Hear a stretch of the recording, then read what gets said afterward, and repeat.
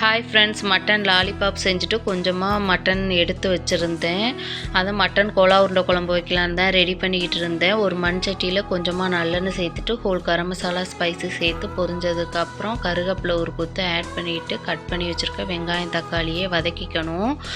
அது கூடவே 2 கத்திரிக்காய் போல் எடுத்து கட் பண்ணி அதையும் சேர்த்து நல்லா வதக்கிக்கணும். இப்போ ஒரு மிக்ஸி ஜாரில் தேங்காய் சேர்த்துட்டு சோம்பு, இஞ்சி, பூண்டு, கொஞ்சமாக முந்திரி பருப்பு கொழப்புக்காக சேர்த்து நல்லா அரைச்சி எடுத்துகிட்டு வந்துக்கணும்.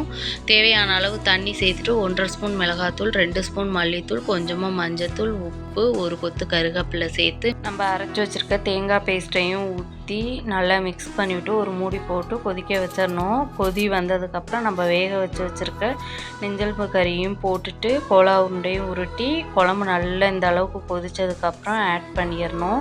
ஒரு 2 நிமிஷம் கொதித்ததுக்கப்புறம் மல்லித்தலை தூவி இறக்குனீங்கன்னாக்கா சூப்பரான கோலா உருண்டை குழம்பு ரெடி.